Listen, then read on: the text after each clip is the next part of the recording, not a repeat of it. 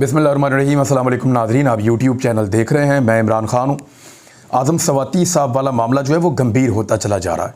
उसके बारे में मुझे आपको बहुत इंपॉर्टेंट चीज़ें आपके साथ शेयर करनी है और मेरा अपना एक एनालिसिस भी है, वो भी आपको मैं देता हूँ। लेकिन पाकिस्तान तहरीक इंसाफ ने मौजूदा सियासी सूरत हाल में 3 हिकमत अमलियाँ हैं जिनमें से एक को अपनाना है और उन तीनों के ऊपर इस पॉलिटिकल पार्टी ने काम किया है। मैं ये तीनों चीज़ें आपके सामने रख देता हूँ और हालात के मुताबिक इन तीनों में से एक ऑप्शन को अडॉप्ट करना पड़ेगा। हालात किस तरफ जाते हैं आने वाले सिर्फ चंद दिन इसका तयन कर लेंगे। आज जब आप ये वीलॉग सुन रहे हैं तो 4 तारीख है दिसंबर की 15 से 20 तारीख के दरमियान बहुत सारी चीज़ें तय हो जाएंगी और चीज़ें बड़ी क्लियर हो जाएंगी। लेकिन पहला ऑप्शन क्या है? पहला ऑप्शन ये हो सकता है जो पाकिस्तान तहरीक इंसाफ के दिमाग में सबसे बेहतर ऑप्शन है, जिसके ऊपर वो जा सकते हैं। वो ये है कि जनरल इलेक्शन के लिए वफाकी हुकूमत राज़ी हो जाए, यानी पीडीएम की जमातें कहें कि हमें जनरल इलेक्शन में जाना चाहिए, वो चीज़ों को तय कर लें और इमरान खान साहब के साथ या उनकी पार्टी के साथ बैठकर मुज़ाकरात कर लें। लेकिन इसके अंदर जो इमरान खान साहब का पहला मुतालबा होगा 2 चीज़ों का होगा कि एक तो डेट दी जाए। जो पहला मुतालबा डेट का होगा, क्योंकि अब देखें इलेक्ट्रॉनिक वोटिंग मशीन तो आ नहीं सकती, मामला ख़त्म हो गया। इमरान खान साहब की हुकूमत बनेगी, दोबारा कानून साजी होगी, दोबारा उसके ऊपर काम होगा, बल्दियाती इंतखाबात उसके ऊपर होंगे, ज़िमनी इंतखाबात उसके ऊपर होंगे, वो मॉडल कामयाब होगा तो फिर जाके पाकिस्तान में इलेक्ट्रॉनिक वोटिंग मशीन जो है वो राइज हो सकेगी। दूसरा जो मामला है वो ये है कि ओवरसीज़ पाकिस्तानियों के वोट का हक, लगभग 90 लाख से ज़ायद ओवरसीज़ पाकिस्तानी है, उनका वोट डालने का हक है, वो उनसे छीन लिया गया है, वो भी अब नहीं मिल सकता। लिहाजा इंतखाबात तो पुराने तरीके से ही होंगे। लेकिन इमरान खान साहब चाहेंगे कि चीफ इलेक्शन कमिश्नर को तब्दील कर दिया जाए और इलेक्शन कमीशन के अंदर एक ऐसे लोगों को लाया जाए जो न्यूट्रल तरीके से पाकिस्तान में इंतखाबात करवाएं, उनकी शोहरत बेहतर हो, कम से कम पाकिस्तान तहरीक इंसाफ को उनके ऊपर एतबार हो, क्योंकि बाकी सारी पॉलिटिकल पार्टीज़ तो एक तरफ से इलेक्शन लड़ रही हैं। पीडीएम की जमातें हैं, उनकी बहुत सारी शाखें हैं, वो सारी मिलकर इलेक्शन लड़ रही हैं। लेकिन इमरान खान साहब जो हैं वो अकेले हैं, तो उनका कम से कम उस पर एतबार होना चाहिए जो इलेक्शन कमीशन बने।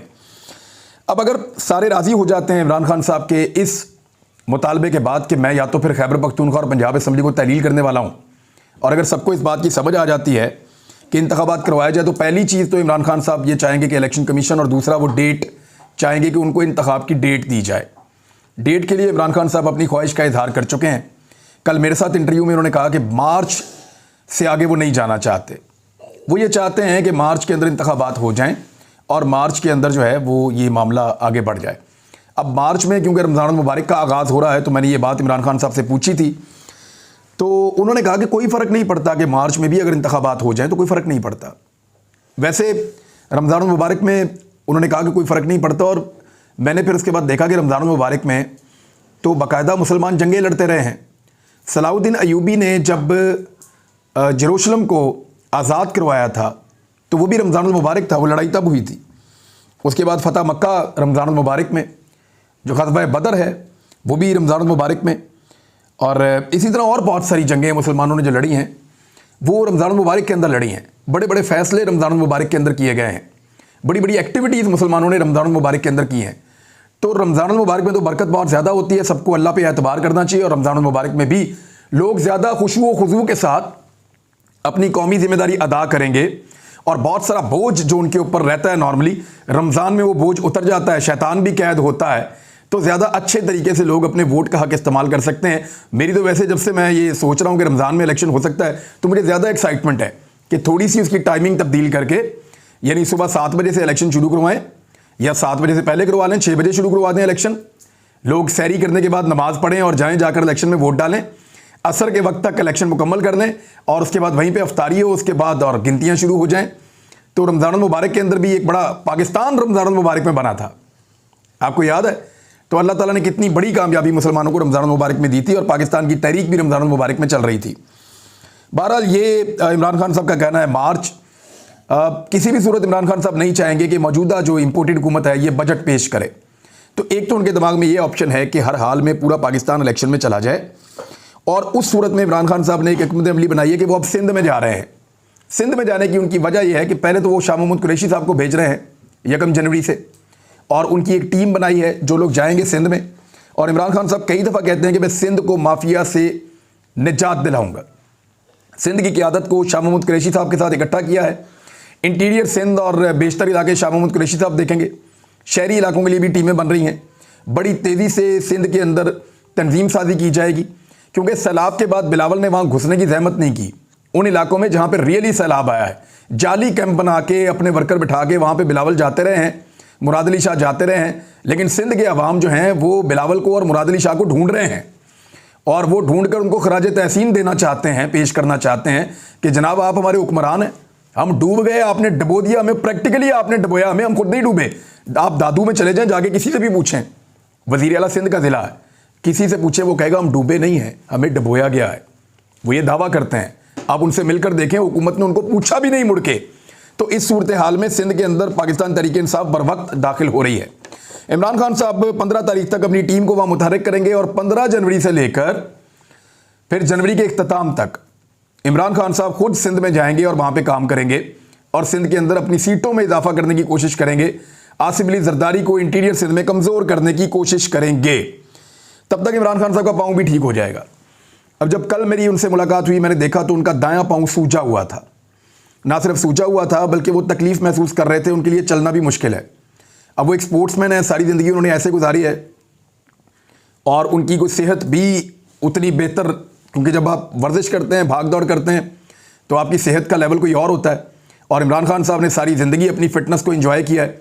तो मैंने उनसे पूछा, मैंने कहा जी कितना टाइम आपको और लग जाएगा? तो मैंने देखा कि उनको इस बात से काफ़ी बेजारी है, और काफ़ी उनको इस बात की तकलीफ़ है कि वो सही तरह चल नहीं पा रहे। तो उन्होंने मुझे एक जुमला कहा, मैं आपको सुना देता हूँ। उन्होंने कहा कि यार सारी ज़िंदगी हम इंतज़ार करते हैं सर्दियों का, कि जब सर्दियाँ आती हैं तो फिर उसमें हम लोग अपनी एक्सरसाइज वगैरह, क्योंकि सर्दियों में बहुत इंजॉय करते हैं आप पाकिस्तान में एक्सरसाइज। जो लोग वर्जिश करने के आदी हैं उनको पता है कि सुबह सुबह सर्दियों में उठना, पहाड़ पे चढ़ना, या वॉक करना, जॉगिंग करना, एक्सरसाइज करना, ये कितनी बड़ी लग्जरी है। वो लोग इसको बहुत इंजॉय करते हैं। तो इमरान खान साहब ने सारी ज़िंदगी ऐसे ही गुजारी है, तो सारा साल सर्दियों का इंतज़ार करते हैं, और जब सर्दियाँ आई हैं तो इस मरतबा इमरान खान साहब वो चलने फिरने से कासिर हैं और वर्जिश नहीं कर पा रहे, तो वो उसको बहुत मिस कर रहे थे। उनका एक पाँव सूजा हुआ भी था, और दाईं टांग के अंदर उनको काफ़ी तकलीफ़ है, लेकिन इसके बावजूद वो टांग को मूव करते हैं। और अब लगभग 4 हफ्ते के बाद अब एक एक्सरेज होंगे अभी चंद दिनों में, और फिर 4 हफ्ते के बाद कहा जा रहा है कि इमरान खान साहब अपने पैरों पे खुद वॉक करना और चलना फिरना शुरू कर देंगे, और उम्मीद करते हैं कि वो पहले की तरह अपने आप को फिट करने में कामयाब हो जाएंगे। अल्लाह रब्बुल इज़्ज़त ही सेहत देता है, और वही सेहत देगा। तो पहला ऑप्शन तो ये है जिसमें इमरान खान साहब सिंध का दौरा भी करेंगे, और अगर पूरे पाकिस्तान में इलेक्शन होता है तो पंजाब और खैबर पख्तूनख्वा को तो इमरान खान साहब बहुत कवर कर चुके हैं। यानी उन्होंने पाकिस्तान की तारीख में 70 से ज़्यादा जलसे कर दिए हैं, रिकॉर्ड जलसे उन्होंने किए हैं। तो यहाँ पे तो कंपेन तैयार है, यहाँ पे तो सिर्फ टिकट देने के बाद उसको फाइनलाइज करना है, और एक आखिरी राउंड इमरान खान साहब ने लगाना है। वो फरवरी और मार्च में भी लगा सकते हैं, लेकिन सिंध के अंदर इमरान खान साहब के 15 दिन जो हैं वो एकदम पैराडाइम शिफ्ट कर सकते हैं सिंध के अंदर, और सूरत हाल जो है वो मुश्किल हो सकती है आसिफ अली जरदारी के लिए। ये है जी पहला ऑप्शन कि अगर सब मान जाएं कि ठीक है हम जनरल इलेक्शन में जाते हैं, इसके अलावा हमारे पास कोई और चारा नहीं है। दूसरी जो हिकमत अमली है वो ये है कि खैबर पख्तूनख्वा असम्बली को और पंजाब असम्बली को तहरील करके इन दोनों सूबों में इंतखाबात में चले जाएं, क्योंकि अगर इमरान खान साहब को दीवार के साथ लगाया गया और इमरान खान साहब के साथ मुज़ाकरात ना किए गए, और मुज़ाकरात की पेशकश को कमज़ोरी समझकर मजाक उड़ाया गया, तो इस सूरत में इमरान खान साहब जो है वफाकी हुकूमत अगर वो तहरील नहीं करते, तो फिर इमरान खान साहब जनरल इलेक्शन के बजाय 2 सूबों में मजबूत हुकूमत बनाने को तरजीह देंगे। ये हुकूमत अगर बन गई तो 5 साल के लिए बनेगी। अच्छा, PMLN और पीपल्स पार्टी और बाकी जमातें जो हैं, खासतौर पर खैबर पख्तूनख्वा की जमातें, जो फजल रहमान साहब, ANP और बाकी सब, वो वफाकी हुकूमत को छोड़ के अपने अपने सूबों में उम्मीदवारों के चुनाव में, लोगों को इकट्ठा करने में, जलसे जुलूस करवाने में, अपनी शोहरत को बेहतर करने में लग जाएंगे। पैसा इनके पास है नहीं। आगे गंदम का एक बड़ा शदीद बहरान आ रहा है, और गंदम के बहरान के साथ साथ गैस का भी एक बहुत बड़ा बहरान आ रहा है, और ये दोनों बहरान मौजूदा हुकूमतों की नाकामी की वजह से आ रहे हैं। हमजा शहबाज ने जिस वक्त लॉन्ग मार्च को रोकने के लिए मार कुटाई का बाजार सरगर्म किया हुआ था यहाँ पंजाब में, उस वक्त गंदम की खरीदारी का वक्त था। इन्होंने अपने अहदाफ पूरे नहीं किए, और वक्त से पहले माफिया के कहने के ऊपर सरकारी गंदम को मार्केट में ले आए। मैं आपको उस दिन से बता रहा हूं कि जब दिसंबर के बाद गंदम का बहरान पाकिस्तान में आए, क्योंकि इस वक्त भी आटे की कीमत 1 किलो जो है वो 125 रुपए 120 रुपए पहुंच चुकी है। हालांकि खुरम दस्तगीर माजी में 55 रुपए की आटे की पर्ची दिखा के, 60 रुपए की आटे की पर्ची दिखा के उस वक्त कह रहे थे महंगाई हुई, गरीब आदमी मर गया, पिस गया। वो जो चीज़ें खुर्रम दस्तगीर ने पर्ची उठाई हुई थी, आज उस पर्ची की चीज़ें आप लें तो दुगनी से ज़्यादा कीमत पे मिल रही हैं, लेकिन उसके बावजूद कोई बात करने के लिए तैयार नहीं है। पाकिस्तान का मीडिया जो है वो मुकम्मल तौर पे खामोश है। तो अगर 2 सूबों में मजबूत हुकूमत पाकिस्तान तहरीक इंसाफ बना लेती है इंतखाबात के नतीजे में, तो फिर जो अगला इंतखाब है उसमें PMLN और पीपल्स पार्टी के जो अपने लोग हैं उनकी दिलचस्पी कम हो जाएगी। वो कम क्यों हो जाएगी? पंजाब में कम से कम हो जाएगी और KP में भी, क्योंकि उनको आइडिया हो जाएगा। और जो MPs जीतेंगे पाकिस्तान तहरीक इंसाफ के, वो अपने MNAs भी मुंतखब करवाने के लिए पूरा जोर लगाएंगे। इमरान खान साहब अपनी मकबूलियत से फ़ायदा उठा सकते हैं। इस वक्त वो अपनी मकबूलियत की मिराज के ऊपर हैं, उनको अल्लाह ताला ने काफ़ी मकबूलियत दी है पाकिस्तान में, जबकि इस वक्त मकबूलियत के लिहाज से PDM की सारी जमातें उनसे पीछे रह गई हैं। लिहाजा वो बड़े आराम से इन दोनों सूबों में 2 तिहाई अक्सरियत के साथ जीत सकते हैं। नवाज शरीफ का जो एक NRO का प्रोसेस है वो इन 3 महीनों के लिए रुक जाएगा, क्योंकि नवाज शरीफ का NRO भी बाकी है, बाकी लोगों ने ले लिया है। अगर नवाज शरीफ को इस बीच में किसी तरह भी कोई रिलीफ देने की कोशिश की गई तो इसका नुकसान PMLN को और बाकी जमातों को, PDM की जमातों को होगा, क्योंकि लोग ये समझेंगे कि ये आए इसलिए थे कि ये NRO 2 हासिल करें। टिकटों की तकसीम का मरहला इनके लिए बहुत मुश्किल होगा, क्योंकि वफाकी हुकूमत इनके पास है और बहुत सारे लोगों को मनाते मनाते बहुत सारों को नाराज भी कर लेंगे। तो ये इमरान खान साहब के लिए सबसे बेहतर ऑप्शन हो सकता है दूसरा, जो मैंने आपको बताया कि सिर्फ 2 सूबों के अंदर इंतखाब हो जाए। और जरदारी साहब को यह सूट इसलिए नहीं करता कि उसके बाद जब इमरान खान साहब फारिग हो जाएंगे तो फिर वो सिंध के अंदर दाखिल होंगे। और इस सूरत में हो सकता है कि इमरान खान साहब अपना सिंध का दौरा फिलहाल मुलतवी करके, क्योंकि सिंध में फौरन इंतखाबात नहीं हो रहे, तो वो पूरा फोकस पंजाब की तरफ और खैबर पख्तूनख्वा की तरफ कर दें और यहां पे क्लीन स्वीप करने की कोशिश करें। अब आ रहे हैं तीसरी ऑप्शन क्या है।